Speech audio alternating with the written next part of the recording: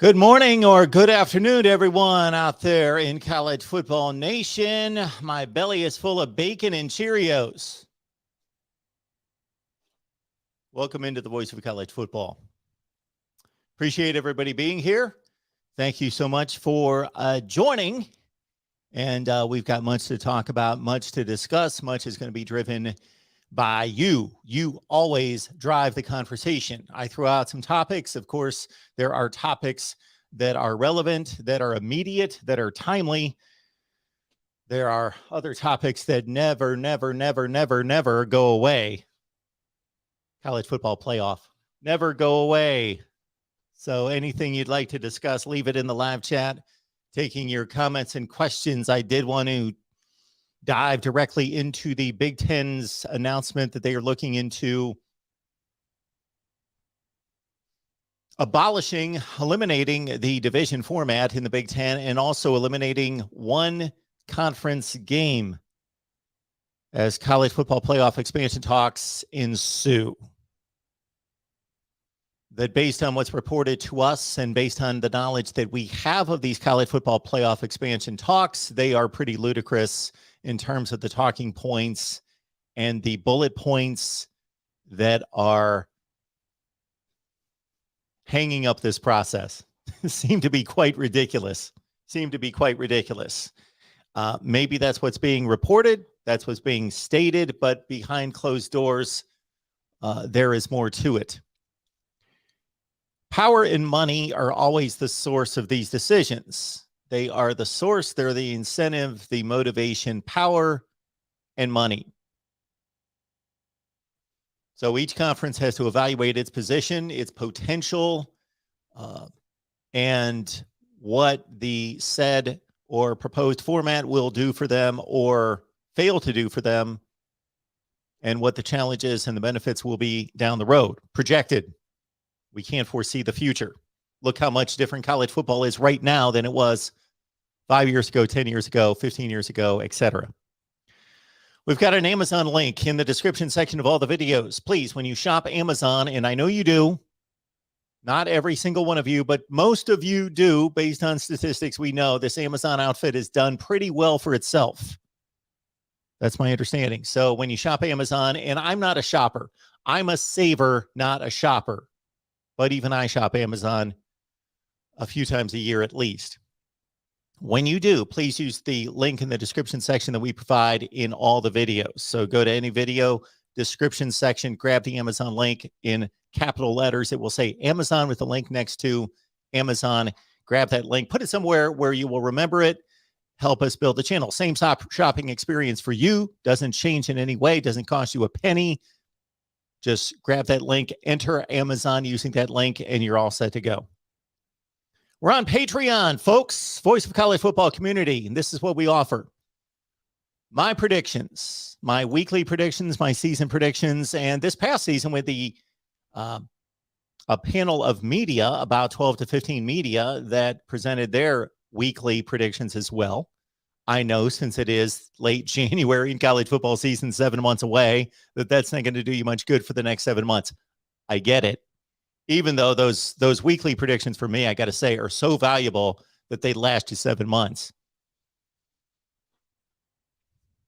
I am not promising to make you money. I am just saying that over the course of predicting college football games for 40 years, I would have made you a lot of money. I've not been on Patreon for 40 years, believe it or not. But the record shows, and I will post the record at some point. I'll dig up the archives and post the record, but everything is time stamped. So sometimes you go to those betting sites or those prognosticators and they say 73% against the spread this season. And you're like, okay, where's the proof? Am I going to have to track this guy for 6 weeks to see if he's telling the truth? Well, with me, there is no way to get around it. Ever since I've been on YouTube, my predictions, time-stamped, the videos typically released on Thursday, Friday, and at least before noon on Saturday every week. So my predictions, go through them, look up predictions, MarkRogersTV, boom, right here on the channel, my predictions. And then for the past 2, maybe 3 seasons, might be 3 seasons now, All those are, of course, posted on Patreon and time-stamped right there. So I cannot get away from my prediction record, both good and bad. Again, I am not a handicapper. I'm not a professional. I'm not a bookie. I'm nothing like that. Would not want to be in any such way. But based on watching a ton of college football, I picked the games pretty well. All right, so we've got those, but I understand that's 7 months away. In the meantime, I am working on learning about Discord.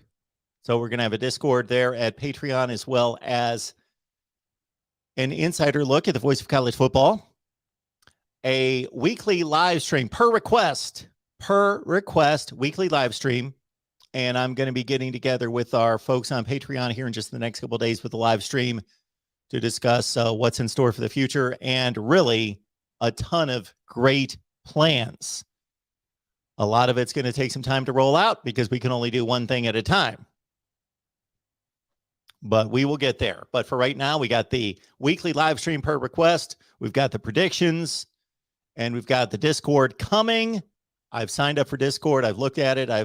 I need some direction there. So if you know anything about Discord,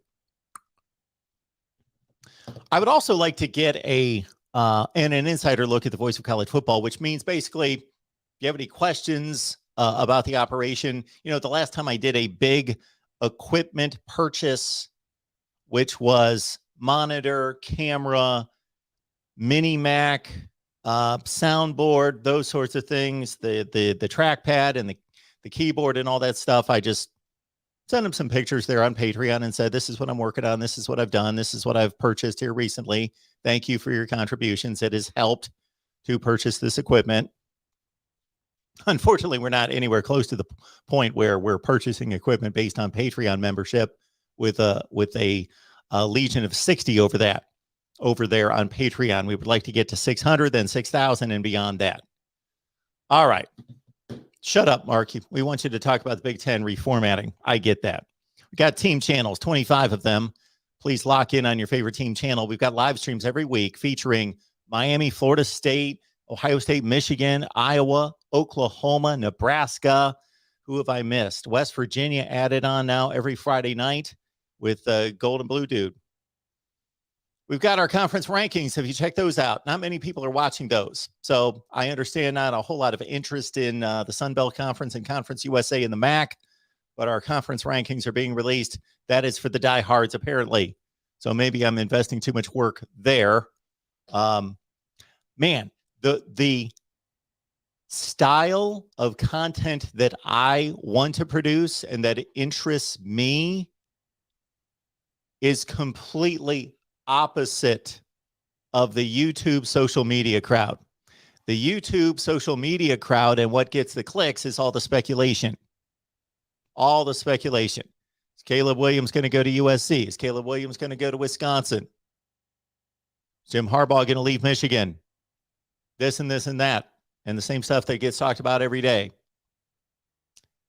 And as you can see on the team channels and right here on the main channel, which I try to keep clear for national topics, typically, unless I have nothing else to post for that day, and I want at least one video post for you, main channel subscribers each and every day.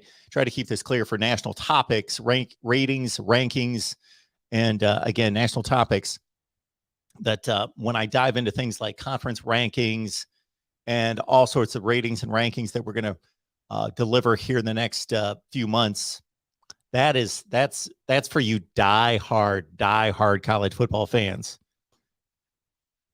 Because everybody else wants the 15th video on Caleb Williams and where he's going to go. I personally don't get it, but I've got to serve my audience.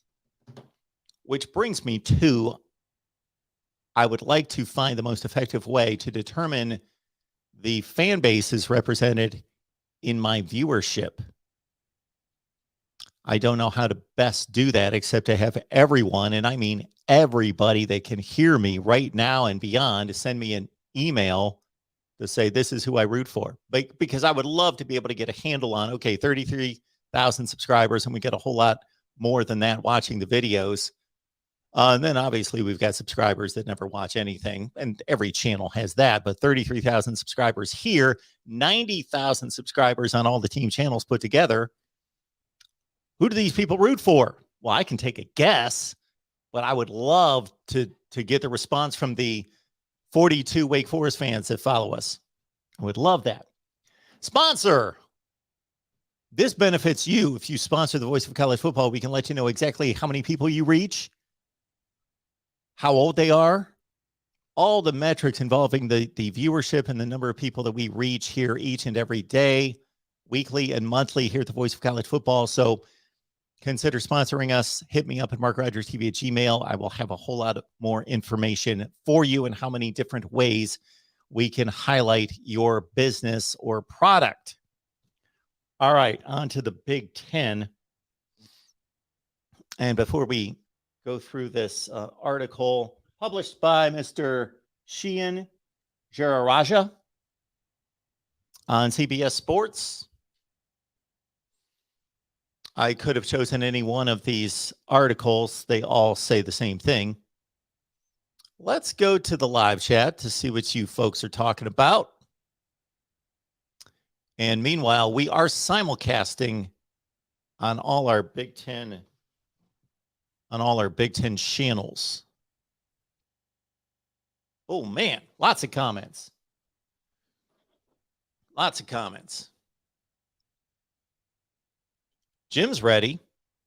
Lewis, always encouraging everyone to hit the like button. Caveman, Austin, hello. I got my head up in a booty RN.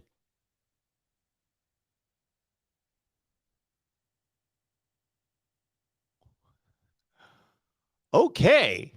All right. Caveman. Got my head up in a booty RN.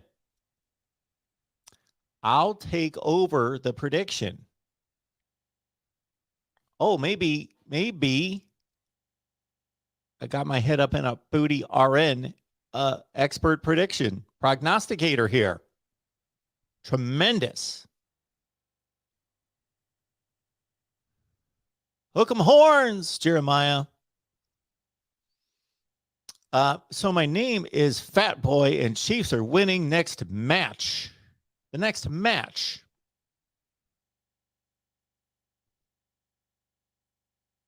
Which is a common terminology for the NFL, of course. The next match. Got my head up in the booty RN, also likes the Rams. Jose, GBR, good to see you. Alex as well, good to see you. Okay. Servant, Boomer. We've got a live Oklahoma show every Wednesday with Jason Ray of Last Word on College Football. Every Wednesday, 11:30 a.m. Central Time. Alan, I love the Mark Rogers entrance. The suspense is awesome. I'm sure it's amazing. I would only love to be on that side of the internet to take it all in. Alex, hello there, Mr. Rogers. Anytime my name is spelled correctly, that's a bonus. I am amazed at how many people cannot spell Rogers. Mine is the more popular of the two, correct? D, no D. I know Aaron Rodgers got it with the D. But other than that, Kenny Rogers, Will Rogers, Roy Rogers. Can't think of any other Rogers. Buck Rogers. Buck Rogers, I believe, was a D.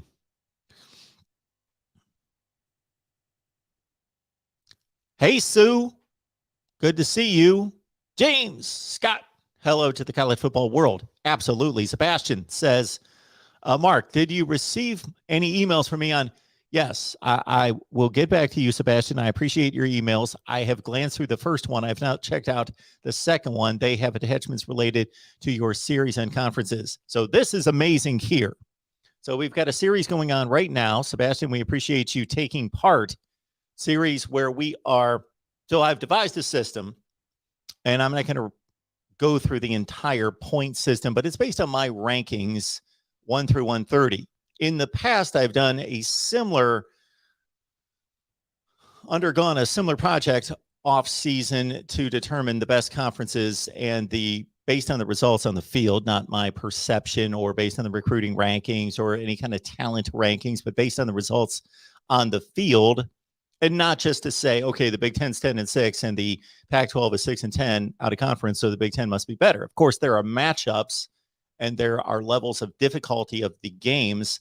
So what I've done in the past is I've only compared and ranked the Power 5 conferences. Therefore, I've only taken the results between the Power 5. Well, a particular Power 5 conference could, of course, have played decently against the other 4 conferences, but tripped up all over the place against Group of 5 teams, and that needs to be taken into consideration. So I've made the process and this project much, much more difficult this season, because what I've done in the past is I've merely seeded the teams in each Power 5 conference, not based on my judgment, but based on the standings in the conference. So, for example, this season in the Big Ten, Michigan would be 1, Ohio State 2, Michigan State 3, Iowa 4, and so on, based on record. And then I would take it from there, and I would say, okay, Ohio State played Oregon. Well, Oregon's the 2 seed in the Pac-12, and Ohio State's the 2 seed in the Big Ten. Therefore, that's a like-seeded matchup. That should result this much weight given, this much value given to this game. But if, in fact, Michigan, the 1 seed in the Big Ten, beat Washington, who was maybe the 9 seed in the Pac-12, well, Michigan should still, in the Big Ten, by extension, be given credit for that win.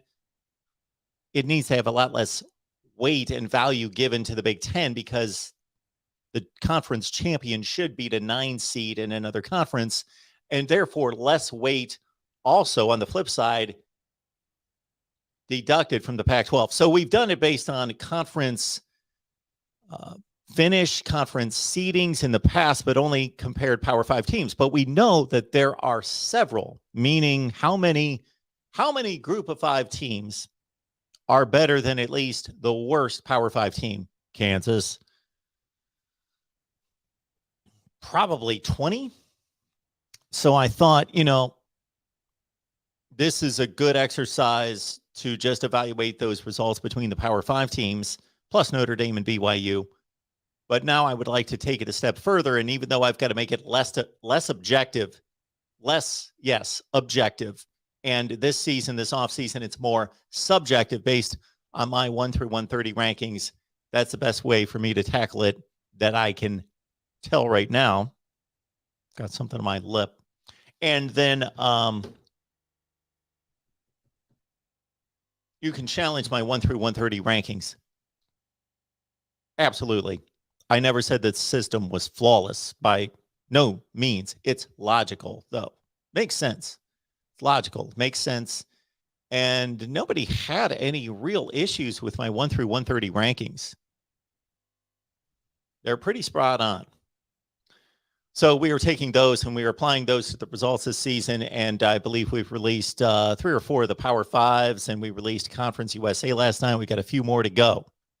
And then we'll go through those numbers, because I have made a couple slight math errors. The math errors that have been made, even though that they have been pointed out to me by a number of people, which I appreciate. I want any errors that I make, whether those are factual errors or, in this case, something that I don't want to be getting into on a regular basis, math errors that I've made, they're very slight and they will not change once they get corrected. So they have not changed, or they have not impacted, noticeably impacted the results of these conference point totals. But we're going to correct the math errors, and we will do one final video in which we will unveil not necessarily what I believe are the conference rankings, but just flat out what the results tell us based on my 1 through 130 rankings.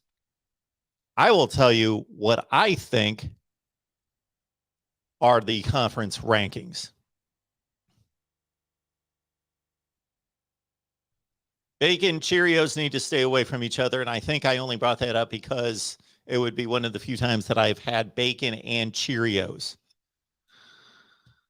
I got up this morning much later than I should have. I was awake much sooner, and I just didn't want to get out of bed. And I actually dozed back off and got back up a little bit later. And I got a phone call early this morning. I was on the phone for quite a while with a personal call, and this individual was out for breakfast, preparing for a client, and mentioned bacon. I thought, well, I was just going to grab a bowl of Cheerios, but I really got into bacon a couple weeks ago. Not that I haven't liked bacon in the past, but I've gotten away from bacon for years and years and years for the most part. Not that I haven't had any ever, but now here in the last, I'd say month, I've been making bacon almost every day. Bacon and eggs, typically, not the bacon and Cheerios, bacon and eggs.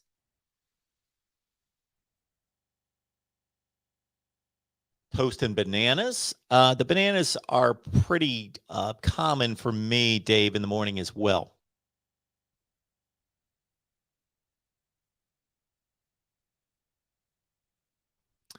Yakov 22, we're going to find out the source of this announcement in just a second. Wolf 58 says if the SEC can get away with only 8 conference games, so can we. So let me point out the issue with playing less conference games. It's a fairness and it's a validity issue. Think of this right now. The SEC and the ACC play 8 conference games. Therefore, for every team in the 14-team conference, there are 13 possible opponents, and they only play 8, meaning they miss 5 teams in the conference. The reason you play in a conference is to play the teams to determine the best team in the conference. You can best do that by playing everyone in the conference. Big 12. Now, the Big 12 was not a genius or so credible in a way that they determined that we're going to have a system in which everyone plays everyone. They had teams, of course, leave the league that they fell into this format, but it's the purest championship by far in college football.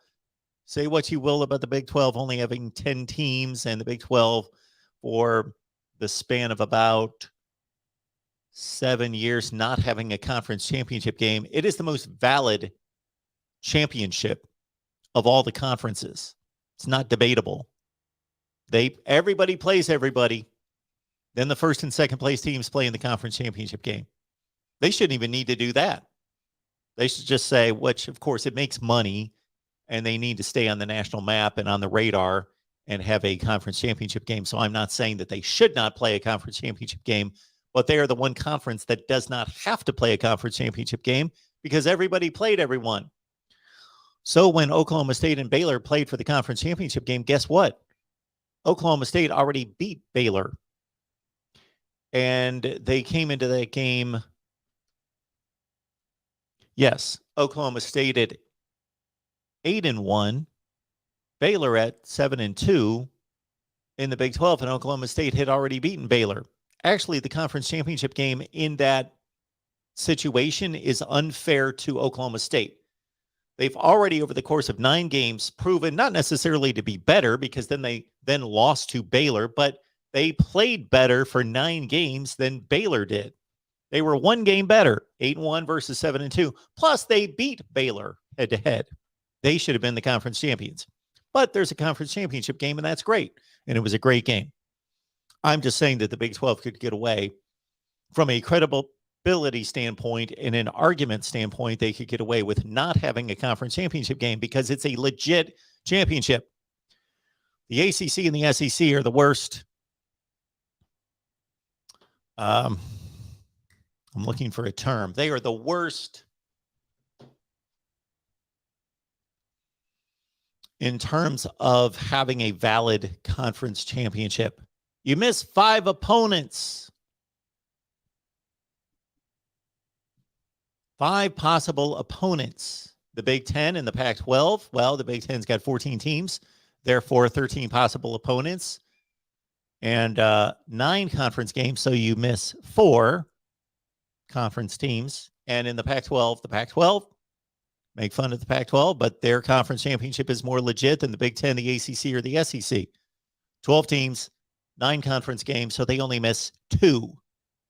So their schedule much fairer and more equitable than the other conferences. At least in the Big 10, there is a rotation of teams in the other division. So there is only 1 game in the Big Ten between divisions that is set to be played because of rivalry conditions every year. Can you guess what game that is between the East and the West? Only one game in the Big Ten, only one series that is continuous. Somebody's going to come up with this, I'm sure.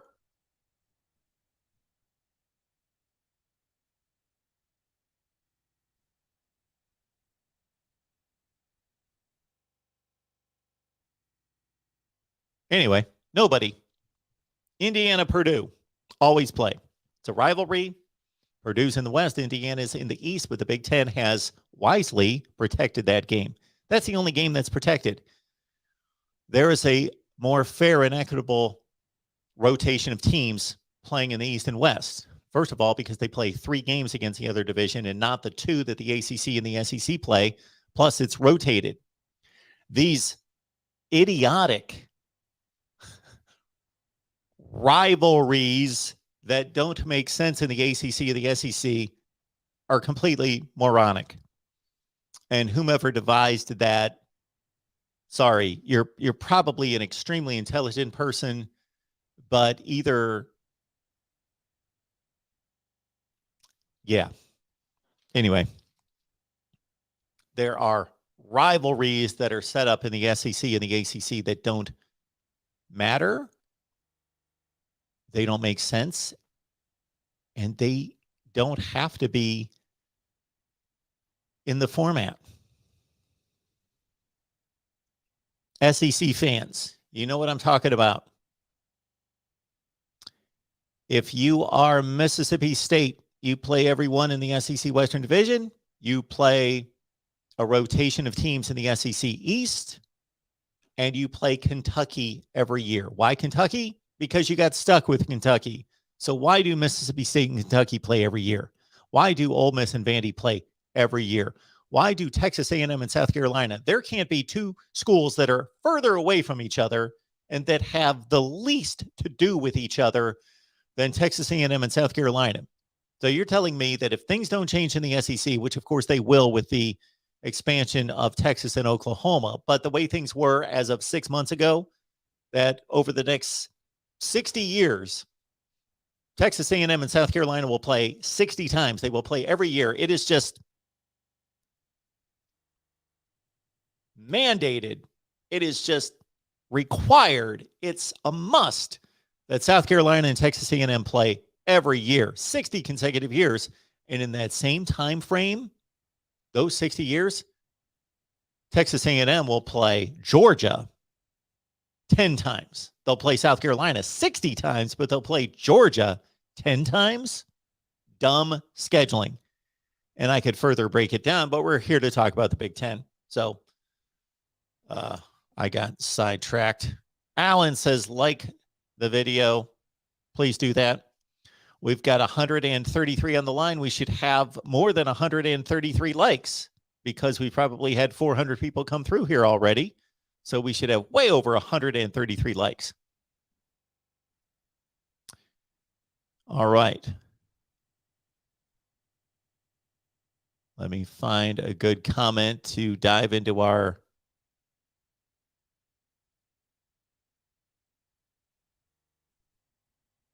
conversation today. Andy says, I like the divisions for the Big Ten. I think it's the best chance to get 2 teams in the playoff. Okay. All right. Let's get to it here. Let's look at this article real quick. It's a short one. So basically what's going on here is the Big Ten is considering scheduling models that could eliminate divisions and reduce conference play to 8 games. Iowa Athletic Director Gary Barta told the Athletics' Scott Docterman. Okay. Big Ten obviously plays a 9-game conference schedule currently that features 6 division games and 3 cross-divisional games. However, the league could reevaluate. Okay. We've had conversations. One of the things that we're watching is whether it's related to the alliance. Oh, the alliance. The mighty alliance. The mighty vague alliance. What is the alliance? At least I will give them this shred of credibility thus far with the alliance. Because everything that was stated about the alliance initially when it was announced, it wasn't necessarily fraudulent or inaccurate or lacking any credibility. We just have to see if it actually takes hold in any tangible way. It was just vague. And I understand when three conferences that are these massive mega industries unto themselves, even each football program and institution, a massive operation unto itself, come together and one day decide we're going to form an alliance, and then like 10 days later announce some of their tenants. In 10 days, they're not going to be able to be extremely specific. But there were a few items in there in which I believed that they could have been specific, but they wanted to get it out there to counteract all the hubbub about the SEC expansion.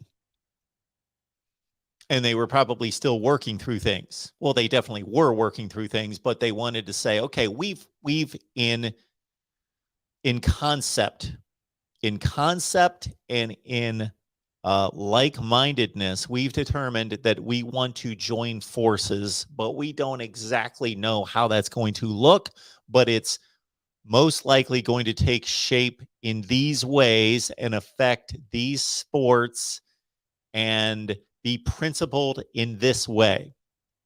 So really what they announced was not impactful unless there's action taken, but it wasn't the joke that it was made out to be, if it turns into something tangible. I stated at the time, and I still can't think of another way besides maybe some financial considerations in which they can grow and advance and increase themselves and become a stronger entity together. The one aspect in which this alliance could hurt the SEC would be scheduling. Think about it. You've got three conferences of 14, 14, and 12 teams. And now you got a Big 12 conference that has stabilized itself, so I don't know what's going to happen with them. But this alliance would be smart if they're going the direction that I think they should go. They would be smart to bring in the Big 12 as well, because this is what they should do. This is playing hardball. This is really playing hardball.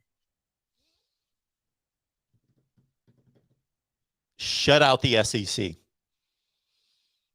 if they get the Big 12. If they don't get the Big 12, they can't be as hardline, nor would it be as impactful or effective. But understand this. If you let's take the Big 12 out of it for a second, because at the time that this was announced, there was all sorts of speculation about the Big 12 disintegrating and those schools going elsewhere. So at the time, it was the SEC and it was the Alliance. Well, the Alliance has 40 schools, 14, 14, and 12. 40 schools between the Big Ten, the Pac-12, and the ACC. Therefore, the number of scheduling options in non-conference play is wide open. Take Ohio State. I believe we've got a number of Ohio State fans watching. They're a prominent school with a prominent following, etc. So we'll take Ohio State, for example, because their games attract an audience. So if they are matched up with a power team, then obviously the TV ratings are through the roof and it gains attention and it impacts the national landscape. So if those three conferences, the Alliance, shut out the SEC and say, SEC, they probably wouldn't state this. So there's two ways to go about it from a public relations standpoint. One would be to actually announce it. We are only scheduling games against each other. Our complete non-conference schedules will be only versus the Alliance and the FCS in the group of five. But from a Power 5 standpoint, only against the Alliance. We will not schedule versus the SEC. And again, let's take the Big 12 out of it for a second because they were not a factor at the time that this was announced. Therefore, under those circumstances, they are gridlocking the SEC's non-conference schedule. The SEC would have no one to play except group of 5 teams. And you take a major player like Ohio State, yes, they can no longer play the SEC non-conference, but when does Ohio State play the SEC non-conference? They don't. When is the last time Ohio State played the SEC non-conference? It's been forever. I could go through all the years and all the non-conference opponents, but it's been forever.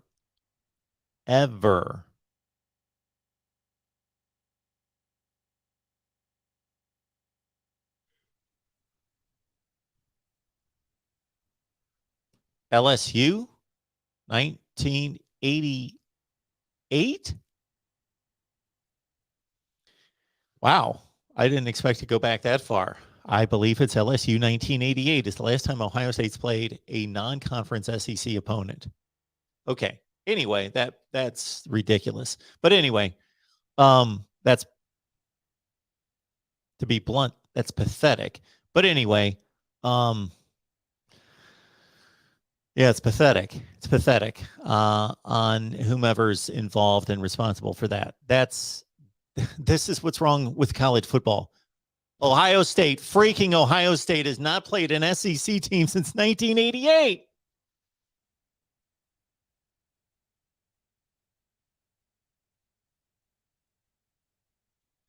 Ohio State, I got to call you out.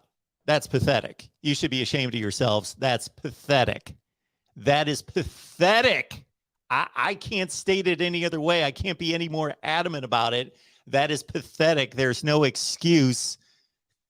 You've got 3, and you once had 4 non-conference games per season,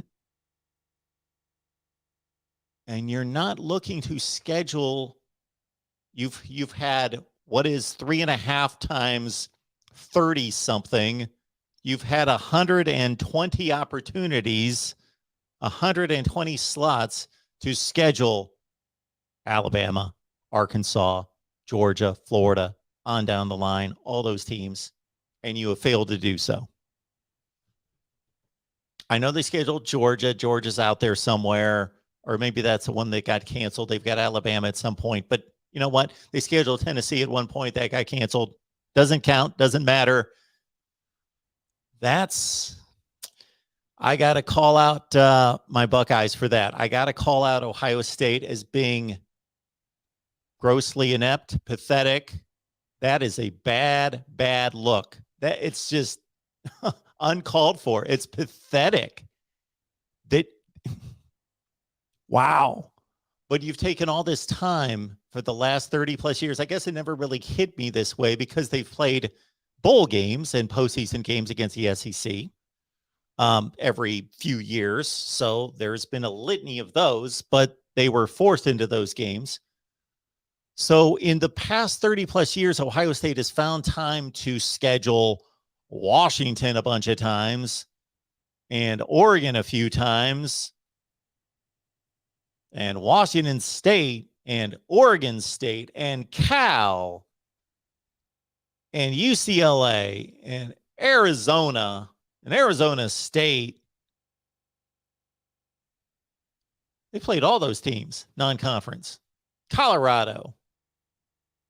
Wow.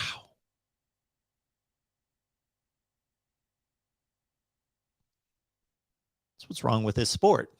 And not that Ohio State hasn't gone out and scheduled typically a quality non-conference opponent.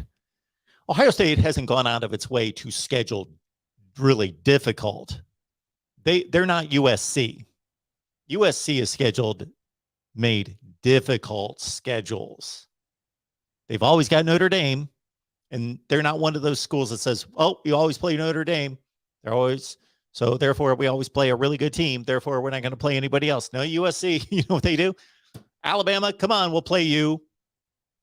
BYU will play you. And they played another difficult non-conference opponent in addition to Notre Dame, and sometimes 2. So USC schedule's tough. Those ACC and SEC teams that already have the built-in rivalry game out of conference, Florida, Florida State, Georgia, Georgia Tech, Louisville, Kentucky, Clemson, South Carolina, they typically go out and schedule another game as well. So Ohio State, middle of the road. I'm not going to knock their scheduling otherwise, or I'm not going to promote it as being, wow, they've really hunted down difficult non-conference games. They play their one. They go get Texas or Washington or Miami or Oklahoma or somebody like that. Sometimes it's a little lighter than I would like. Cal. That should not be the only one that they schedule. If they're going to schedule Cal, there needs to be somebody else. So this live stream not intended to bash Ohio State, but that is just outright pathetic. It's pathetic. Maybe the SEC or certain SEC schools have had a hand in not cooperating in scheduling, but they should say, we're Ohio State. That's the best conference. We need to play those teams on a regular basis. Not every season, but more than half the time, instead of trying to go out and schedule Virginia Tech or North Carolina State, that's where they should be directed. If they want to prove to be who they are, that just hit me. That just hit me that their scheduling has been that bad. Okay, that's not why we're here, to bash Ohio State. But that's pathetic. That's pathetic. I did bash them a couple years ago when they did not have a Power 5 opponent. I think that was in 2019. They played Cincinnati and obviously scheduled that game when they did not know Cincinnati was going to be as good as they were, even though they beat them 42-0 and didn't play anyone else. And I would expect that if I would go down in the live chat right now, that I would have some Ohio State fans all over me. But that would have to be, I will leave a shred, a 1% chance that could be explained to me in some way that would effectively defend Ohio State's position in scheduling. But otherwise, 1988. Wow. Okay, let's get back to this reformatting of the Big Ten. Big Ten plays 9 games. They're considering 8 related to the alliance. And I gave you my viewpoint on what the alliance could do. But now that the Big 12 is back in play, the alliance could, without announcing it, just start to fill up non-conference schedules going forward with its own teams, therefore shutting out the SEC. But I believe that the alliance, to make that truly effective, needs to bring in the Big 12 and say, you want to join our little alliance? And then we will all schedule each other. And then what big non-conference games would the SEC have to play? I'll tell you, none, unless they schedule Notre Dame and BYU over and over and over and over and over. I guess Notre Dame, BYU, and the best group of 5 teams, Cincinnati and Houston or whomever, well, they're going to be in the Big 12 anyway. That's what I would do if I was the alliance. I'd say, there's a reason we're the alliance. What can we do to counteract the SEC's power plays? Well, what we can do is just schedule. So we can take, let's just flat out say it, the most prestigious member we have in this alliance is Ohio State. Clemson's up there, Michigan's up there, Penn State's up there, etc. USC's up there. But right now it's Ohio State. Okay, well, we've got a lot of good options for non-conference games. We've got Clemson, we've got Miami, Florida State, whomever else in the ACC who could be good. And if the schedules were actually built the off season prior to the season, they don't have to be built 12 years in advance. The schedule should be built. And for anybody who argues that, oh, they got to be built and they've got to be scheduled years in advance, why? Where are these stadiums going?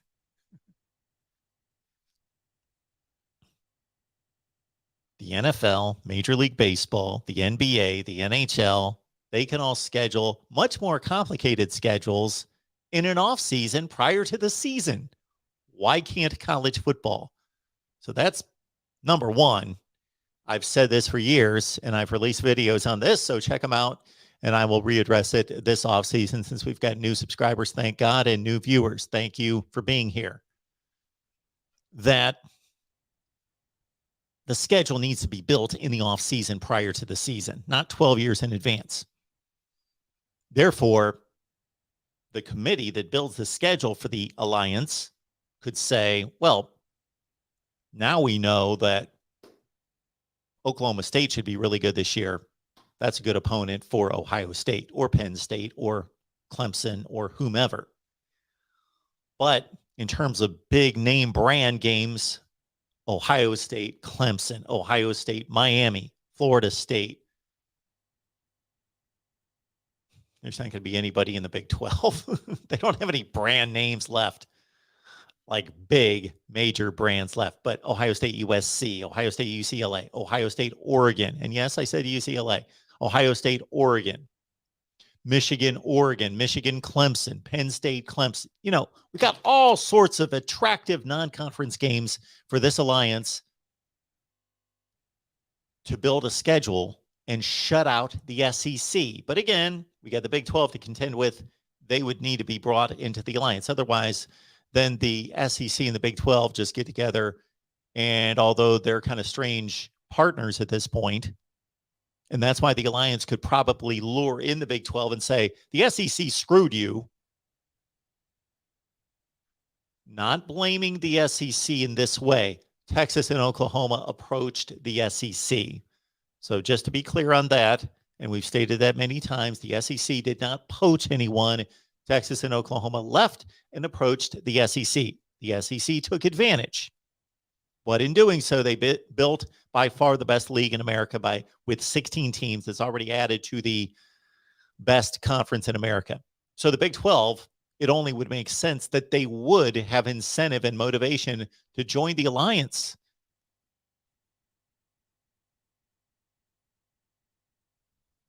Back to the article.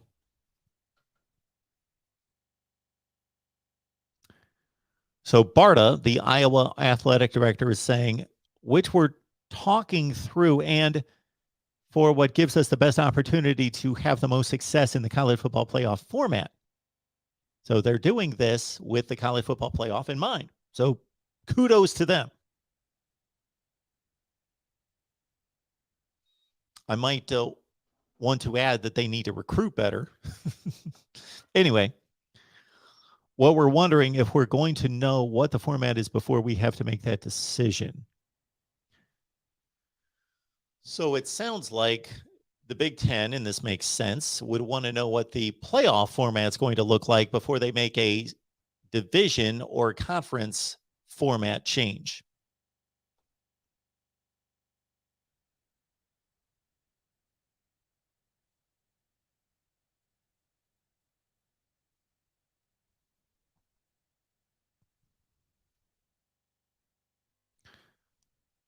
So let's get to the point of eliminating divisions in the Big Ten.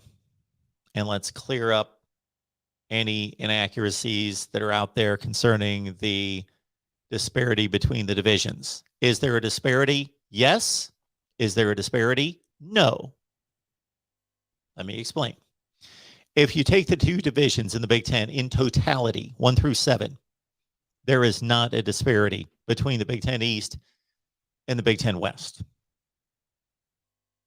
They roughly split the games played against each other.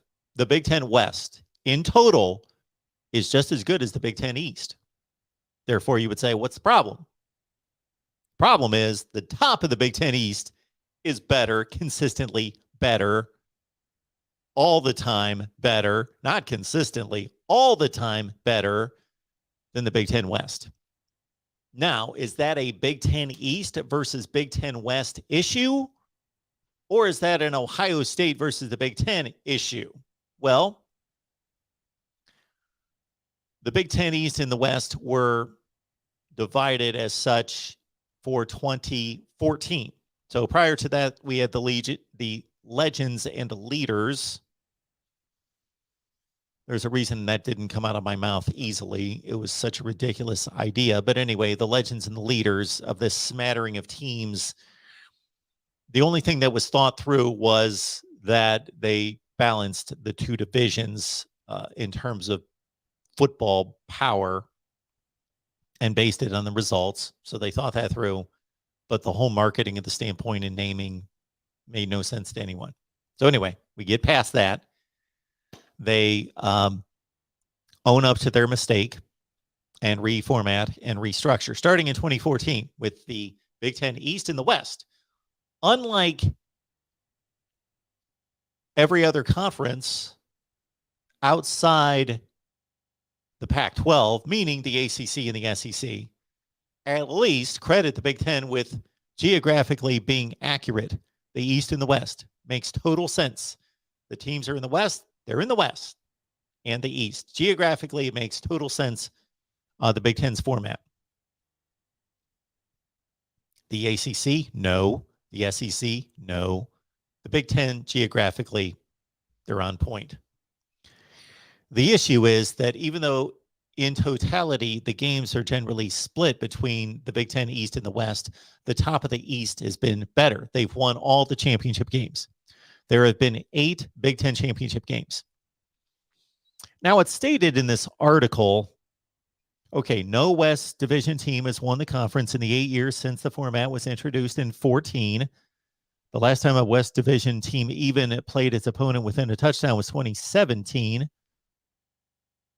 Michigan obliterated Iowa this past season. Okay, that's all true.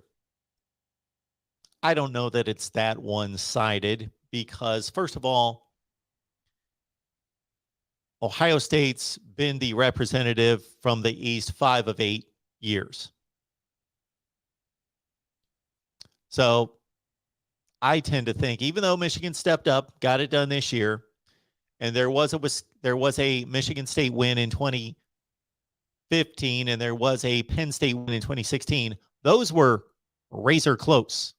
Those were competitive games that could have gone the West way. Michigan State beat Iowa by about a foot at the goal line. And Penn State had to come back to down Wisconsin 38-31, I believe was the final score. 38-31, great 2016 Big Ten championship game. Now, Michigan obliterated Iowa. Ohio State has won some comfortable wins. Nothing that egregious. So this is a bit overboard. The Ohio State wins over Wisconsin, of course, in 2014 was a complete annihilation, 59-0. Okay, got it. 2017 was a close game, as they note here, 27-21. The 2018 win over Northwestern was a 24-21 game in the second half. Then Ohio State pulled away. So it was a competitive game for 3 quarters. The 2019 game against Wisconsin, Ohio State was down by 2 touchdowns at halftime and came back and won. So that was a really good game. Not down to the wire because the Buckeyes won by 13. And then in 2020, they were down at halftime to Northwestern, I believe 10-3. They won 22-10. But okay, those last 2 games I outlined turned out to be 2-score games, but they were 2-score deficits. So the games have been closer than what they would appear to be here. Although the Big Ten East has won 8 consecutive games. Ohio State's been 5 of those games. I don't have a strong opinion about, unlike Ohio State not playing the SEC, I do not have a strong opinion about tearing down the divisions in the Big Ten. I'm okay with it. We would have had a Ohio State-Michigan rematch in the championship game this year. Most likely. Of course, the schedules would have been different, but Ohio State was going to beat everybody else in the Big Ten. That would have been the Big Ten championship game a week after they played in the regular season. So you run into that issue, possibly, just like the Big 12 does. They have the potential of playing a Big 12 championship game that's a rematch from the previous week. That happened in the American Conference a couple of years ago with Cincinnati and Memphis playing back-to-back weeks. So if you care, I don't care that much. I think there's some intrigue there. Got a super chat coming in. Somewhere. LW. Thoughts on taking on transfers for 1 year versus losing 1 to 2 who will transfer with 2 to 3 years left, each who wanted to play. Thoughts on taking on transfers for 1 year versus losing 1 to 2 who will transfer with 2 to 3 years left and each who wanted to play, who waited to play. Well, that's a general question about a case-by-case situation. What's the depth at that particular position? What's the talent differential? That's a case-by-case decision. Sometimes you have to evaluate how good do we think this team's going to be this year in competing for a championship versus what do we project our team to be. And these projections are more difficult for these coaches to make today because of the transfer portal than they were 2 years ago. But based on how we cycle, and Northwestern's a great example of this, how they cycle, how good do we expect to be in 23 versus 22? Therefore, is this studded wide receiver that we're going to have for 22 not going to be the impact that we would want them to be because of our circumstance? And are we pretty, though he is the best wide receiver we have, do we have a pretty good wide receiver room anyway? And do you really know? Can the coaching staff know who's going to leave? Not really. They can have conversations. They're not going to know. So you're talking about a question that pertains to various situations. Again, I think the evaluation has to go to how good's our team this year versus how good do we project to be in year 2 or 3? What is the disparity between the talent of this particular player in question versus the 2 or 3 we may lose? Have we had those conversations to gauge their interest and also understand that beside the quarterback position, every other position is multiple players on the field. So there should not be a direct correlation between somebody transferring out because somebody transferred in. I'm sure it happens, but really, if you're playing cornerback at South Carolina and you're a solid starter and they bring in a cornerback,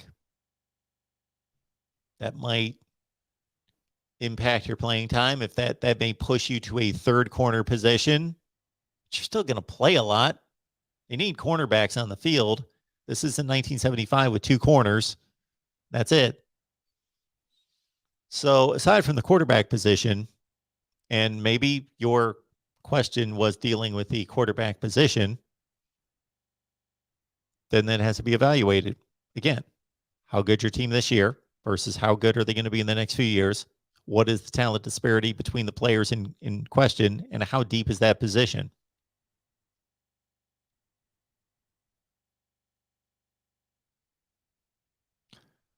Appreciate that super chat there, sir. Jeremiah comes in with this. Texas has deep ties to the SEC and no real deep rivalry except OU. I hate this argument of erosion of tradition in college football because of the OU Texas move. I hate this argument of erosion, meaning you don't believe that there's an erosion of tradition in college football?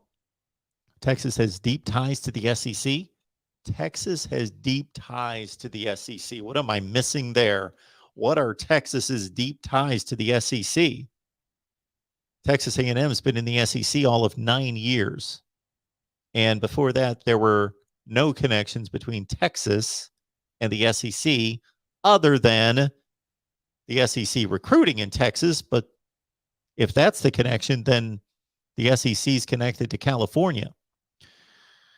So also one of the newest members of the SEC, it doesn't seem like a new member now, but historically a new member of the SEC, excuse me for this call coming in. I need to decline, unfortunately.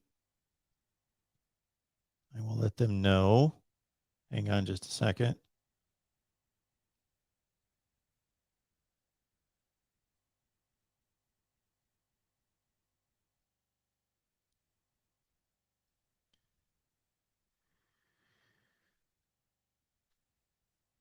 Deep ties to the SEC. So again, prior to 2012, there were no Texas teams in the SEC. And there were no Texas teams before that in the history of the league.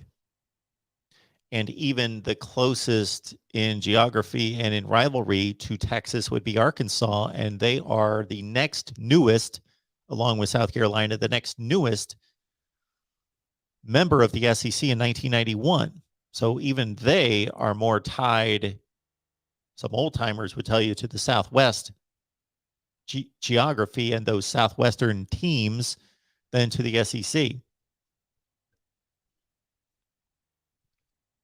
I'm old enough to still, when I see Arkansas on the field with the SEC, sure, it's been a long time, 30 years in the SEC. So they're solidified as an SEC member. I look at them as an SEC team, but there's still part of that feel that they belong in the Southwest Conference, which no longer exists, of course. So I hope I responded to your comment there, Jeremiah, as it was written there. Yes, there you go, David. Yes, 1988 LSU. That's the last time. And I would love to go through the comments while I was going through my tirade against Ohio State, because I'm sure people aren't happy with me. But that's how I see it. I see no excuse as being the athletic director at Ohio State. Let's face it, outside the SEC, this is the biggest football brand and the best football program in the country. Clemson fans may not want to hear that, but you've been around for 7 or 8 years at this level. Okay. So the combination of best football brand and program today combined with historically, there's 2. That's Alabama and Ohio State. USC historically, but not today. Clemson today, but not historically. Oklahoma, sure, we'll put them in there too.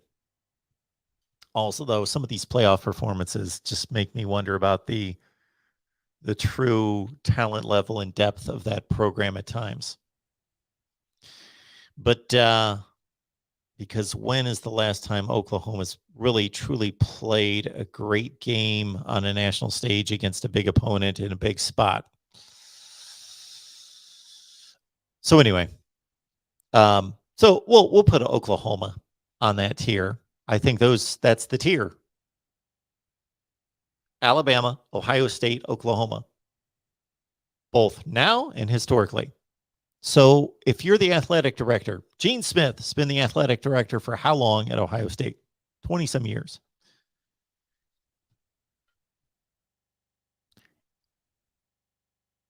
And knowing how sensitive the Big Ten is about SEC dominance, and knowing that the SEC has been dominant, I don't know why you wouldn't pursue those games. And they have. The problem is they get canceled. So the net result is nothing. The net result is nothing.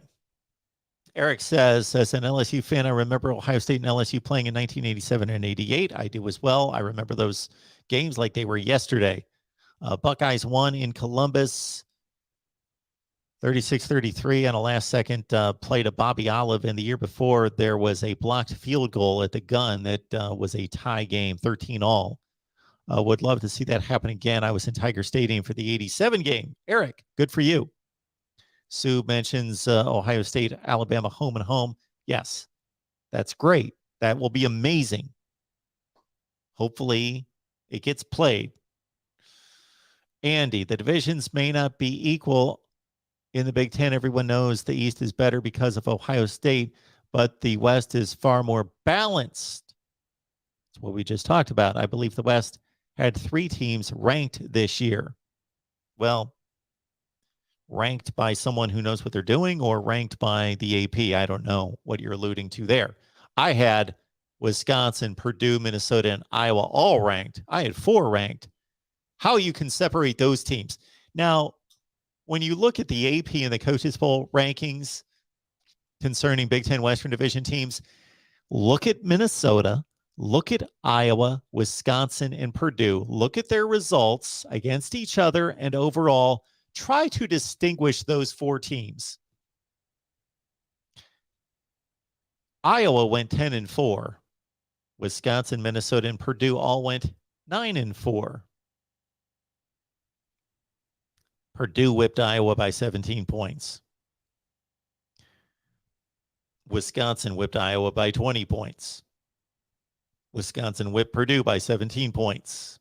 Minnesota beat Wisconsin. Iowa beat Minnesota in a close game. Minnesota beat Purdue.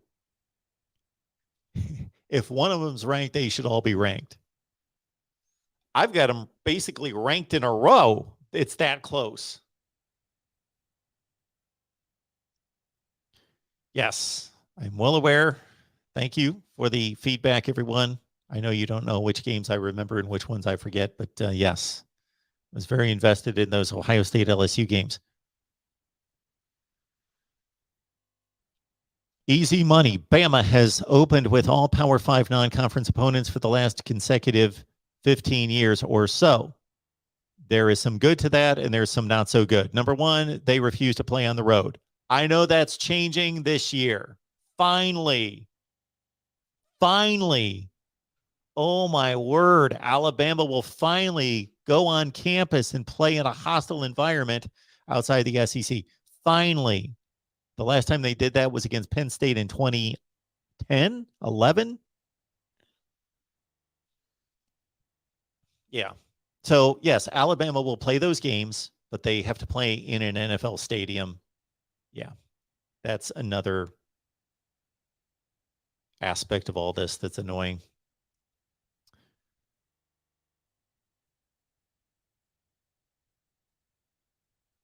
So, yes, that Bama opening game against Miami and Michigan, Wisconsin, Florida State, USC, etc., West Virginia have been an impressive scheduling by them most of the time. But Duke, seriously, they couldn't come up with anybody better than Duke a couple years ago. And that Louisville team that they played a couple years ago was awful. They shouldn't be. They're going to play just like I mentioned about Ohio State. If Alabama's going to go schedule Duke, then somebody else needs to be scheduled as well. Yes, Michigan did play Florida. And Bama, yes, back-to-back years. Not back-to-back years, but they scheduled Bama in 2013, 12 or 13. One of those two was the Michigan-Alabama. The Michigan route got killed 41-14, I think. Was worse than that. It's one of those games that after about 4 plays, you were like, yeah, this is not worth watching. This is going to be a complete demolition as expected. And then, of course, Michigan had that interesting run against Florida where they played in the Capital One Bowl at the end of the 15 season. Then they played to open 17. So basically a year later, a year and a couple months later, they played to open the 17th season against Florida. Then they played again in a bowl game in 18. They played 3 times in like a year and a half, 2 years. And played Alabama, of course, again in the Citrus Bowl.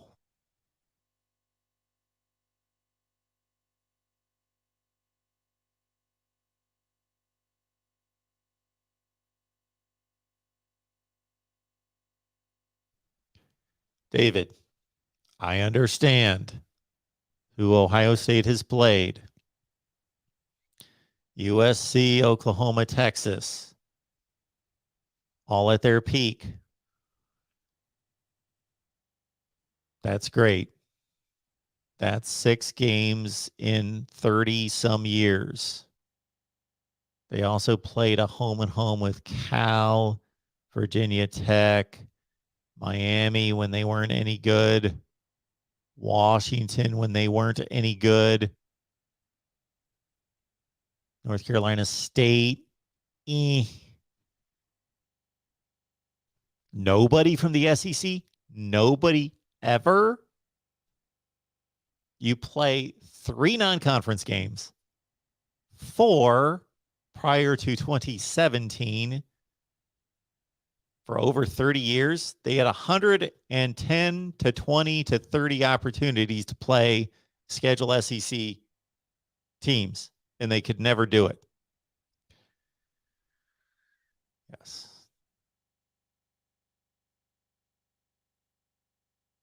Yes, the other side has to agree. And Georgia agreed and Tennessee agreed. And then they got canceled. Wayne says Ohio State is 0-9 in bowl games against the SEC, so they ain't playing anyone non-conference. Yes, that is somewhat accurate. Of course, Ohio State, that is not accurate. That's you're off by a few games, but so we are never going to allow inaccurate information to get by us as best we can see. And so if we catch any inaccuracies, you know you've come to the right place here at the Voice of College Football. We will point those out because we want accurate information out there.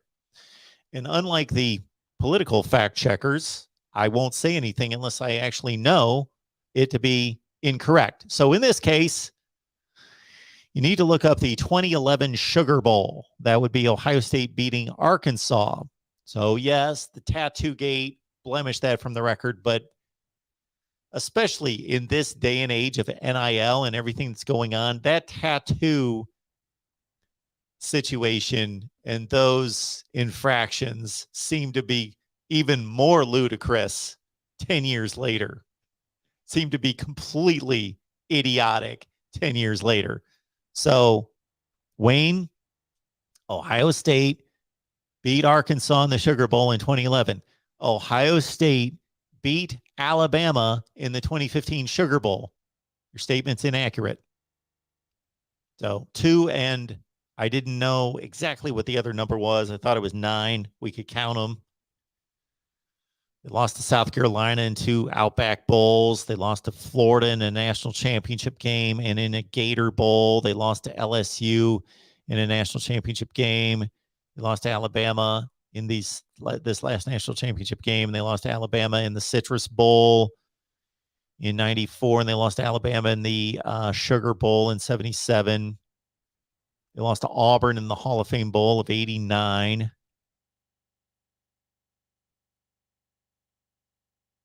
Lost to Tennessee in the Citrus Bowl of 95.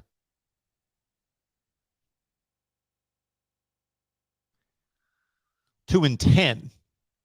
And then if you want to add something that's a bit like under advisement is an arguable point, because as we see on these various networks, the SEC, the Big Ten Network, the ACC, when they add up accomplishments and they highlight the traditions and the histories of these teams, the Big Ten Network, for example, shows Nebraska history like it was made in the Big Ten. It was not, of course. That's Big 12, Big 8 history.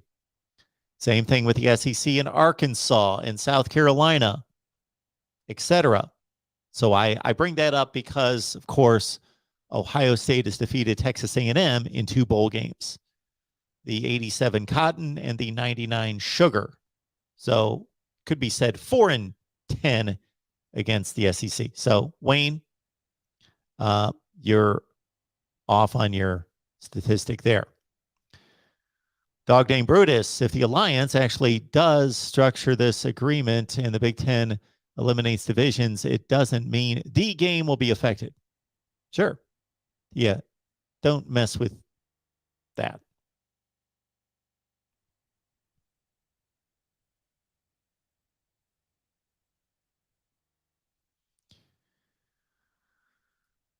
Yes, I was interested to see people's reactions when I went off on Ohio State. Don't see anything else here.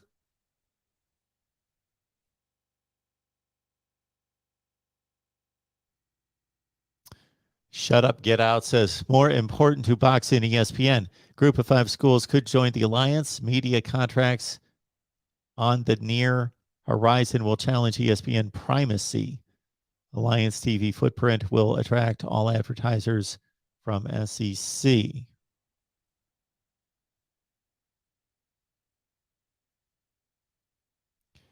So maybe the SEC does not want to play Ohio State. And in some instances, that might be correct. I don't know, except Tennessee and Georgia and Alabama have scheduled those games.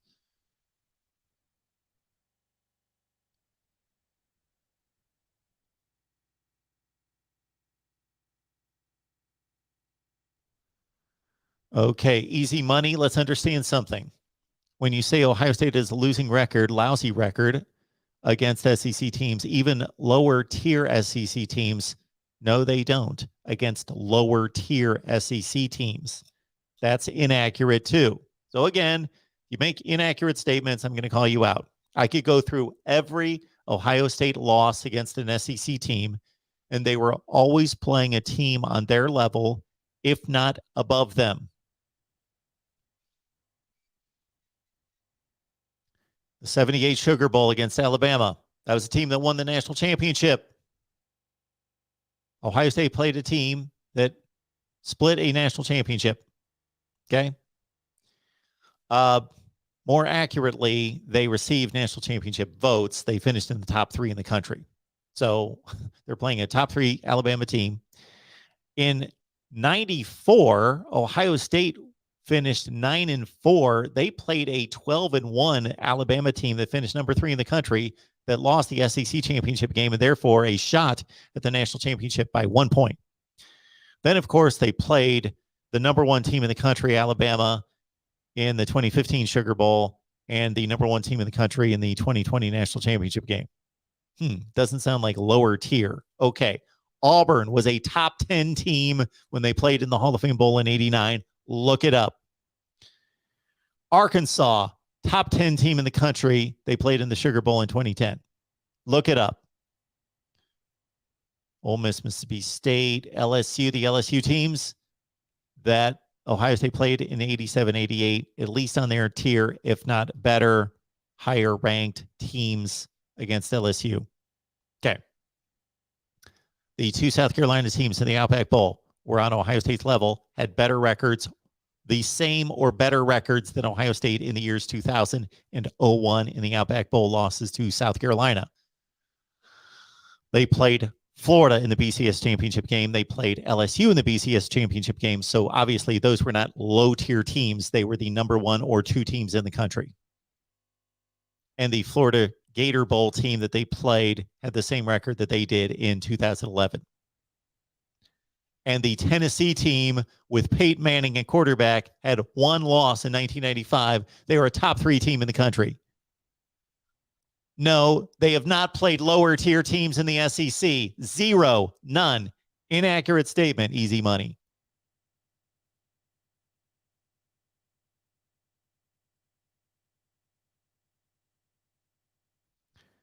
Alan says Georgia loves playing the Big Ten.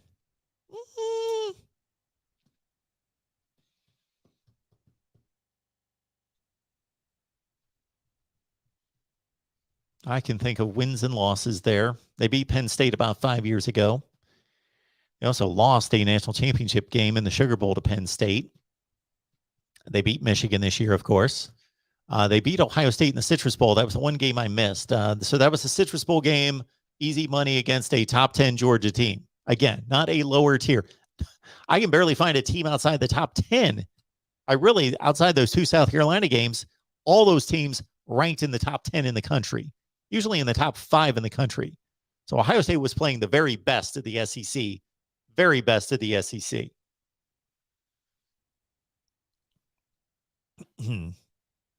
Georgia has lost a bowl game to Wisconsin.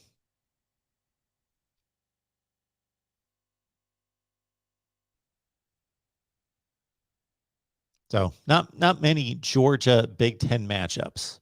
Got that one Michigan game this year, a couple against Penn State. Split 2 games against Michigan State, actually. Matthew Stafford and company beat Michigan State in 2009, but then Michigan State came back and beat Mark Richt's other team there and Aaron Murray in 2011 in overtime. So don't know that Georgia's that really feasting on Big Ten teams. Not really seeing that. Coming up with barely 500 record. They did have a big comeback against Drew Brees and Purdue. They were down 25-0 and beat them in the Outback Bowl. David. Yes. I wasn't talking about USC. I was talking about playing the SEC. They don't play the SEC. Why? Now, this is what's wrong with college football. This is at the top of the list. Scheduling sucks. There is no reason. That would be like saying the Pittsburgh Steelers and the New England Patriots haven't played for 32 years. Or that would be like saying the Pittsburgh Steelers haven't played a team in the NFC East for 32 years. What?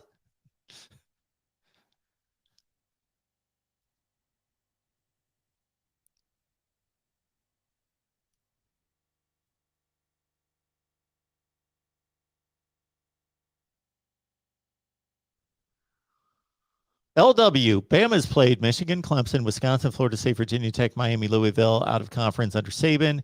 At Texas next year, Bama plays people. They play them in neutral sites. Bama's schedules have not been extremely difficult non-conference. They play one team out of conference, and they're usually decent. They're good. The only teams that Bama during that run has played that have been extremely good teams, like Florida State was supposed to be a great team. They went 7-6. They were number 3 in the country when Bama played them. Wisconsin was good, like top 20. USC they turned out to be good. Those USC and Florida State teams were about the best teams. They've gone out and played. Everybody does that, though. Everybody plays one team, unless you're Baylor, who never plays anybody. When you say Alabama plays people, then you could say people play people. Everybody goes out and does that. Everybody does that. Also included in that streak is West Virginia and Duke. Big deal.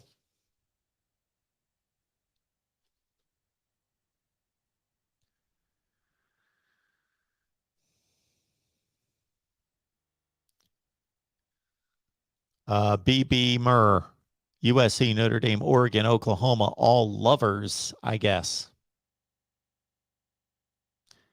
I don't love them in particular. Are they lovers? I don't know. Lovers? Jeremiah, Mark, Texas might be the SEC when we play Ohio State, so the drought may end. True? Let's hope so. The way it's going, Texas might be the worst team in the SEC. They can't coach them up better than they have. Oklahoma all time versus the SEC is 110-49. Okay. We'll have to take your word for it.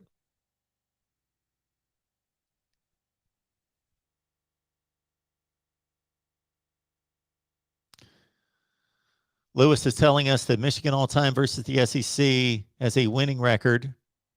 They've gone 26-14. The only team that Michigan has not played in the SEC is LSU. Another thing wrong with the bowl system was the game that Lewis is alluding to that could have been played between LSU and Michigan was in 2018. So you've got LSU, Michigan, UCF, and Florida. Okay, those are the four teams in question in two New Year's Six bowl games. Michigan and Florida had already played twice the previous 3 years.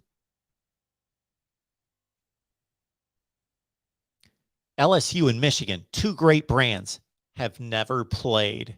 They could have played, and guess what? We would have had a Florida UCF matchup. Florida people, Florida college football fans would have loved that, to see the big boy play the little brother in state. But no, because we don't have a proper bowl system that works out the best matchups, we had Michigan and Florida play for the third time, and then we had LSU play UCF, which was a decent game, but we could have had two intriguing matchups. But yes, Michigan has traditionally played well against the SEC, not recently. Lost the playoff game to Georgia this year. Lost to Bama in the 2019 Citrus Bowl. Lost to South Carolina in the 2017 Outback Bowl. Lost to Florida in the Peach Bowl of 18. Did beat Florida in the 2015 Citrus Bowl. And, of course, got annihilated by Bama in 2012. Lost to South Carolina in the game that is most notably remembered for the Jatavian Clowney shot on Fitz Toussaint, one of the most overrated plays in the history of college football in the Outback Bowl, which was a great game that came down to last like 10 seconds. But before that, Michigan went on a really good run against the SEC. In the 80s and 90s, into the 2000s early, Michigan played well against the SEC. Yes, they did.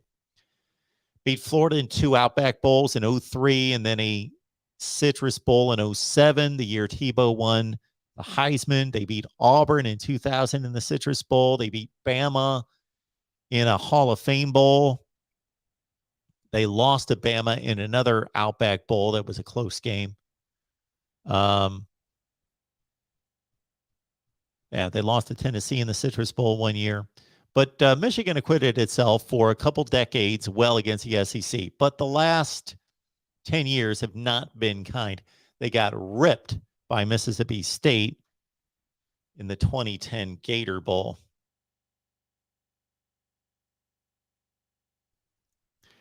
Antoine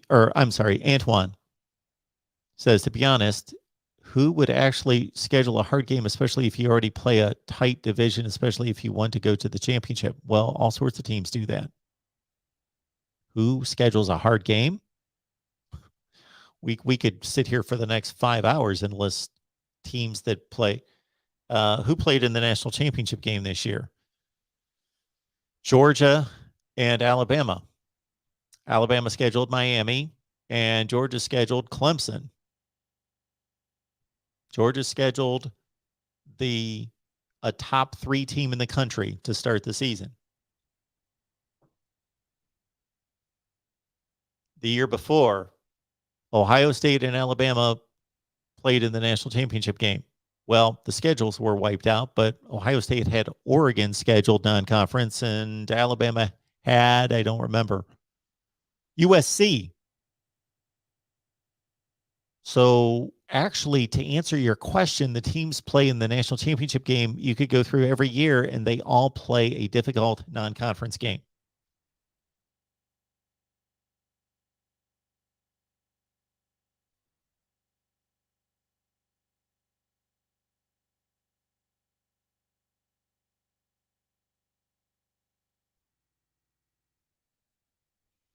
Mindy, I have not looked at Georgia's schedule this year.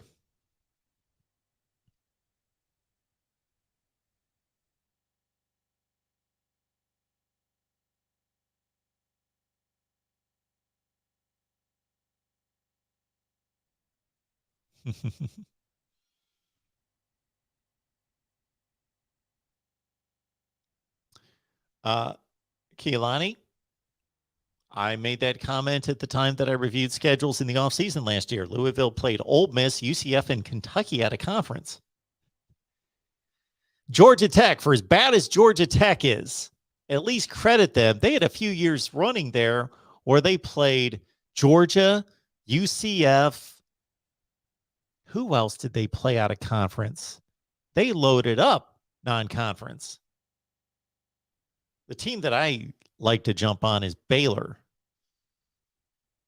Okay. Servant now lets us know that Ohio State all time against the SEC is 7-11-3.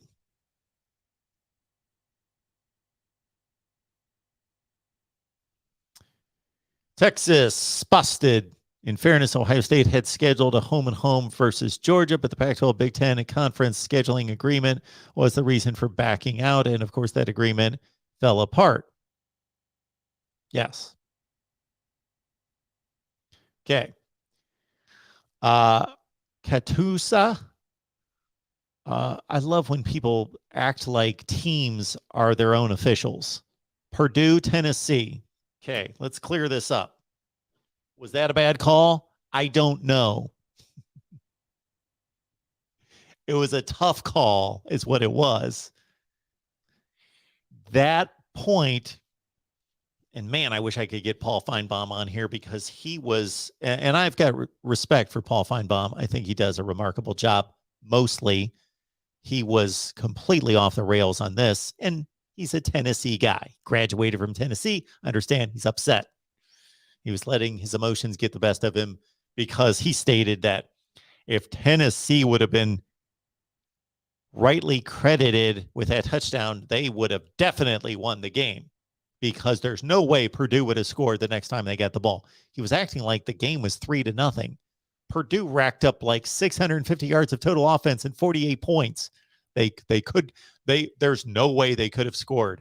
So this is not an example of one of those plays that would have ended the game. When there is a missed call that can be verified as a definite missed call, and it is the last play of the game, then we can safely say that team should have won. This is very rare throughout the history of college football. Don't know where we can really find that. There might be one or two examples out there. Usually it's a play late in the game or a play early in the fourth quarter or at some point in overtime that may have altered the final, but we don't know because, again, Purdue was going to get the football and they had no issue scoring in that game against Tennessee. So the next point here is these idiotic comments about teams robbing other teams. They're not out there playing backyard football, officiating the games themselves. There are officials. Purdue has no impact on the game. They are not officiating the game. Purdue is responding and lining up to whatever the official's call is. So I always hate when people make stupid comments about teams robbing other teams. Jeffrey, in my time, have seen USC play LSU, USC LSU. I don't remember that game. Oklahoma. You must be going way back. Unless I'm missing something. USC LSU. I don't remember that game. Non-conference. Anyway, USC, Oklahoma, Nebraska, Texas, Penn State, Ohio State, Florida State during the regular season, waiting to schedule Michigan. Yeah, USC. Add Alabama in there as well. Yeah, USC's played some tremendous out-of-conference schedules. And, of course, Notre Dame. Ed, Purdue won easily.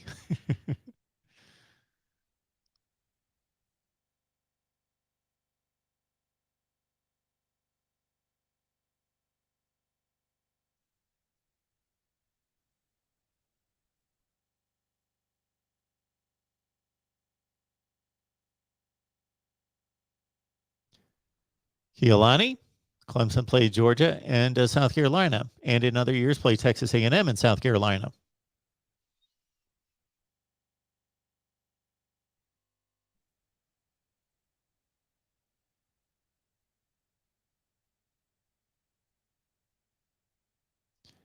Easy money. You are dead wrong. Nobody can match Bama's Power 5 non-conference openers the last 15 years or so. First of all, who cares if it's the opener? Big deal. They play the opener. Then they play Mercer, the Citadel, New Mexico State, Charleston Southern. This is Bama's typical schedule. They play an opener against a good team, rarely a really good team. Rarely, they're not out there playing Oklahoma or Ohio State or Oregon or whomever, Clemson in week one. Okay. Yes, I know they played Clemson like 15 years ago before they were Clemson. And then they're playing three horrible opponents. Horrible opponents. Okay. So we are not evaluating the opener just because it's the opener. They're playing 4 non-conference games, and 3 of them are rubbish, and one's a decent opponent. With the addition of the USCs and the Michigans and the Wisconsins and the Florida States that you pointed out, there is the 6-6 West Virginia team. There is the awful Duke team. There is the awful Louisville team that went 2-10. Yes, you know what? There are tons of teams across America that play tougher non-conference schedules than Alabama. Not even close. USC always plays a tougher non-conference schedule than Alabama. And a number of other teams do.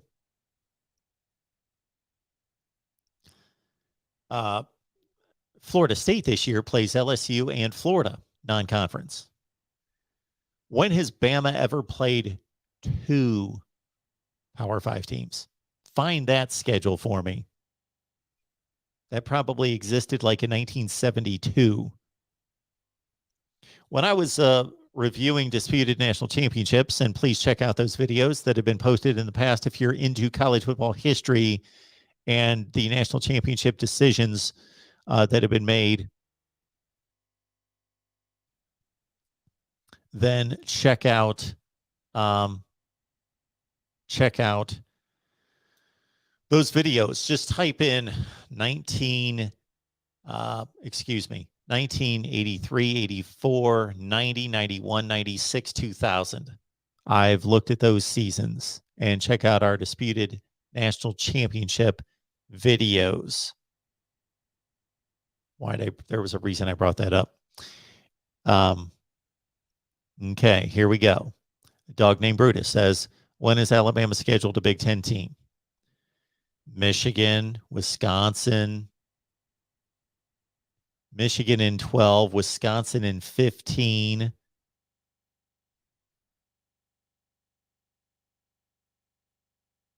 They had a game against Michigan State. Michigan State canceled. Who am I missing here? Michigan, Wisconsin. There's 2 in the last 8 or 9 years. Penn State back-to-back in 10 and 12. Alabama's scheduled 5 Big Ten teams in the last 10 or 11 years.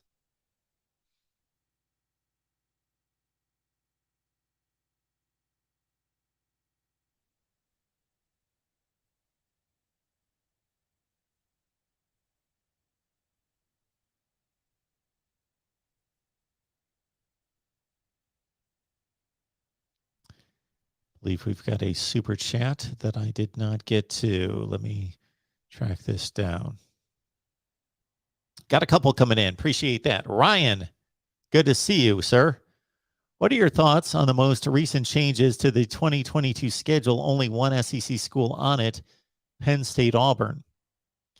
Well, the changes made to the Big Ten schedule only had to do with conference scheduling because, of course, those non-conference schedules and those non-conference opponents have to be scheduled out 12 or 13 years in advance because there's no way to ever be able to coordinate a college football game that's not scheduled at least 12 or 13 years in advance. So, Ryan, keep in mind that those scheduling changes were only to Big Ten games. And they were very minor schedule changes. And most of them were in response to the scheduling impact from the COVID year of 2020. So, for example, the Michigan State venue changed. Ohio State only changed in regards to the Wisconsin game was moved up. There was really nothing that struck me as being impactful in those scheduling changes whatsoever. I can't even recall them. I posted a video. So there's a video post on it.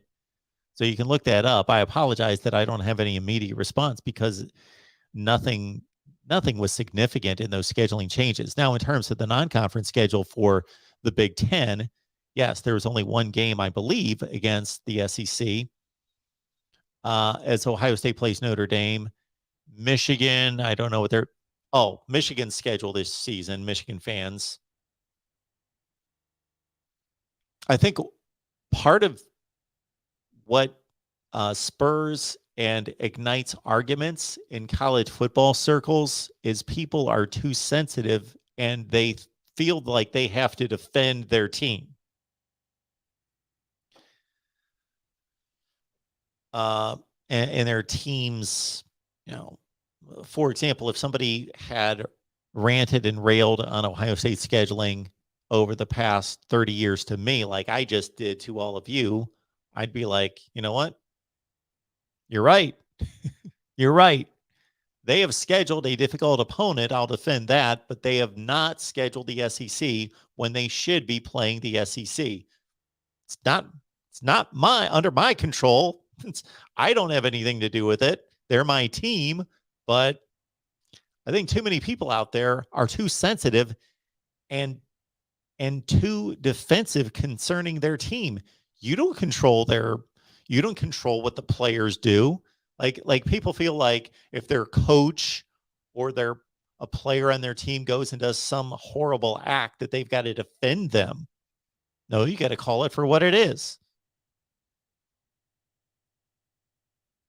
I don't defend Urban Meyer's stupidity in his foolish displays, the dumb things that he's done and the immoral things that he's done, if there have been.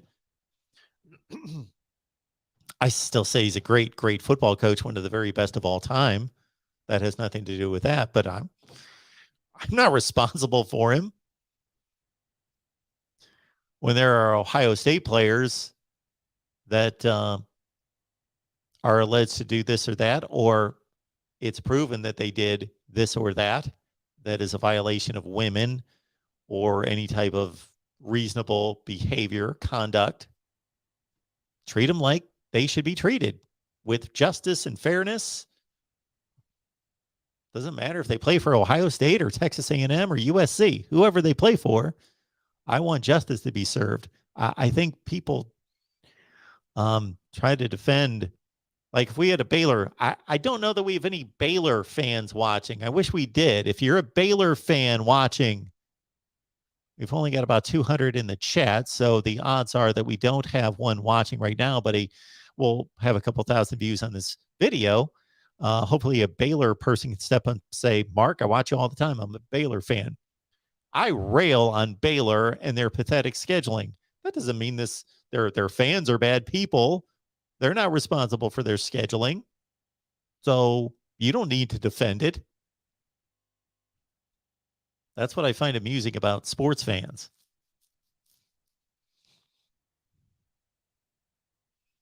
It's like when they show a replay after a play is being reviewed, people are watching with their emotions. Most people are watching with their emotions. So if it's a Florida-Georgia game and there's a controversial call and they're reviewing it, if you would poll the Georgia fans, they would side toward Georgia. They would be watching that play through the lens of a Georgia fan, and the Florida fans would be doing the same. The actual poll should show that it's ambivalent to who you root for as to how you see the play. But that's not how we humans function. We're biased about everything and emotional. And when it comes to football, kind of who cares? It's just entertainment. But this affects more important issues in society that people are being emotional about, and they're not being reasonable and logical about. So, Ryan, you got a whole lot more than you bargained for when you asked me that question. But yeah, there's only one SEC game between the Big Ten and the SEC. That would be Penn State and Auburn, as Penn State will travel to the Plains. So my thoughts about the changes to the 22 schedule is that they were insignificant. And I did post a video on that. So you can watch the video in which I talk about the things in the video being insignificant. LW. I guess my point, Gibbs transfers to Bama. Jahmyr Gibbs, the running back from Georgia Tech for 1 year. Now 5-star Kamar Wheaton, that has 3 to 4 years left, transfers out. Same with Burton. Okay, well, you're talking about Alabama, LW. They can make all sorts of running back decisions, signings, transfer portal signings. Kamar Wheaton, okay, he's a young man who appears to be emotional and, again, illogical and just left the program. Okay, that's a stupid, irresponsible thing to do. But he's a 17 or 18-year-old kid. Hopefully he learns from that and matures and understands the errors in his ways. He has every right to transfer, but he did it in a very immature, foolish, and irresponsible way. Hopefully he'll learn from that. Looks like Alabama's actually in better shape without him. They will do fine. They are able to attract super talented players who are actually mature and team-oriented guys. So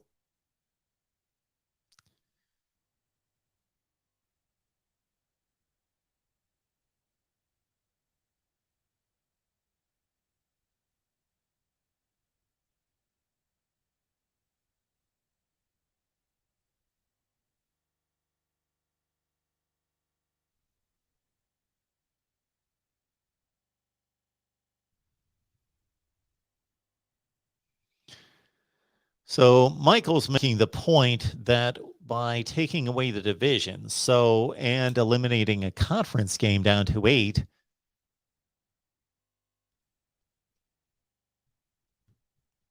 you could have, it's very unlikely. I got to figure this one out. The chance that you have more than one undefeated team, well, you've got a conference championship game. So could there be a situation without divisions? So that would be a messy situation. But I just can't imagine that the scheduling would work out that way, where you would have 3 undefeated teams and only 2 could make the conference championship game. I guess it's possible. It's possible. Take the ACC and the SEC right now, take how they schedule, take away the divisions. It could happen. Multiple undefeated teams.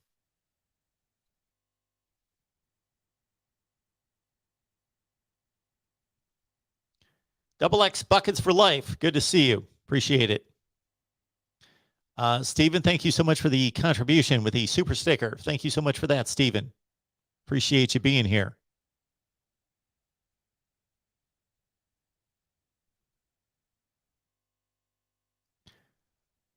Cyber Cabal. I usually don't answer these questions. I call them Google questions. Steve McNair played at Alcorn State. His last season was 1994.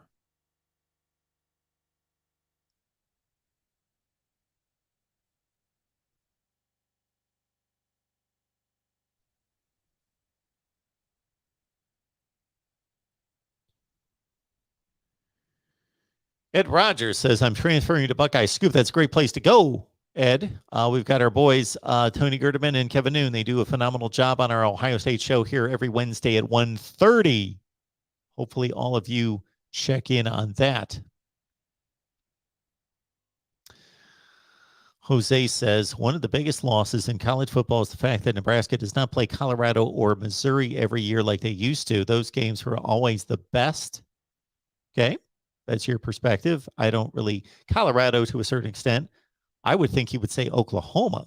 That's the rivalry game that has been robbed of college football fans, and one of the reasons why those two schools got together to schedule the home and home these last 2 years.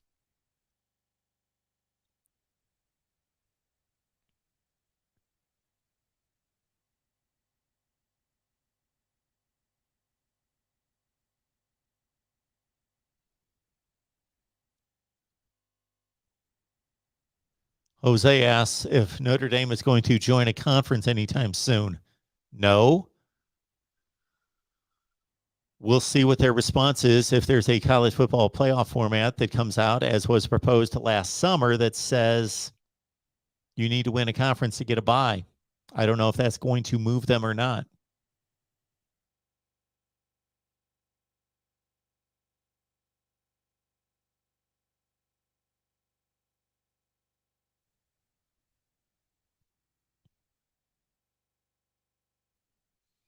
Am I still out of focus? That was a long time ago. I'm being told I was out of focus.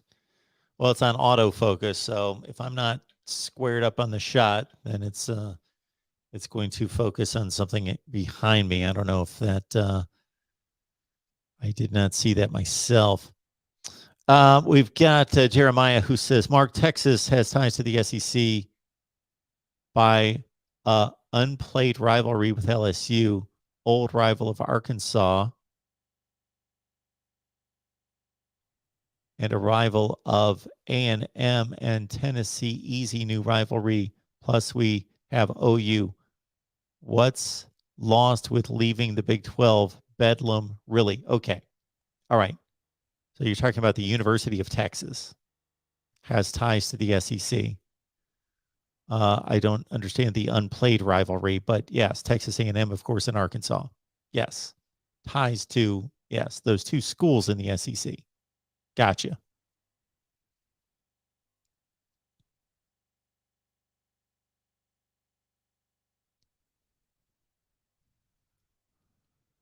Can you imagine, Jerry the actor, if Caleb Williams signs to play at Wisconsin and Iowa does nothing? Iowa has an atrocious offense that finished in the bottom 20 or 25 in every conceivable ranking in offense this year.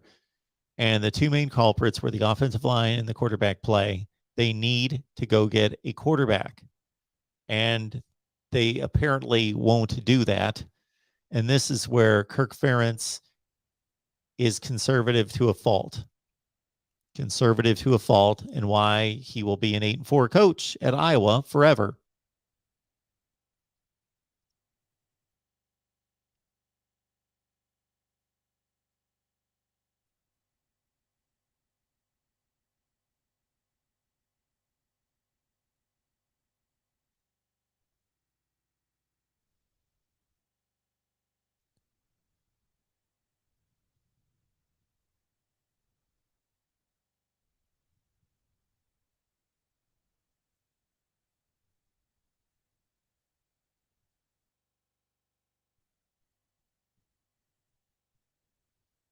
All right, let's get down to the bottom of this chat, see what you guys are talking about.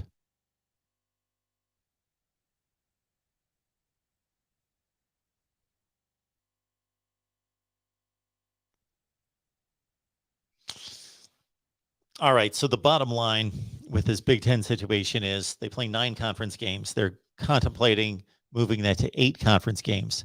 They're contemplating eliminating the divisions because of the imbalance between the East and West. And also because depending on how they approach scheduling, they could possibly prop up the perceived contenders to give them better records, potentially with easier in-conference schedules. I don't think that's going to happen, though. The East and the West are equal top to bottom, but the East is better at the top. Therefore, the championship game winner comes from the East, and it's been a consecutive years. Maybe we'll take a poll. Let's do that. I'm going to take a poll on Twitter and on our community page to see if the Big Ten should abolish the divisions or stand pat with the divisions. I got to tell you, I don't have a strong preference in this one. I do not have a strong preference. I would love to be able to speak with a Big Ten athletic director or the conference commissioner for them to explain how they believe this is going to set them up better for a playoff. I understand freeing up the one non-conference game for the alliance sake and being able to schedule more attractive non-conference games between alliance members. Because if this alliance does not shut out the SEC, then what good is it from a scheduling standpoint, from a scheduling only standpoint? Because these teams, these schools can schedule whomever they want anyway. So what is stopping teams from the Big Ten, the ACC, and the Pac-12 from scheduling games against each other anyway? They already do that. So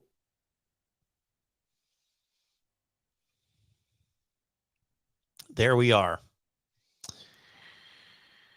Later tonight,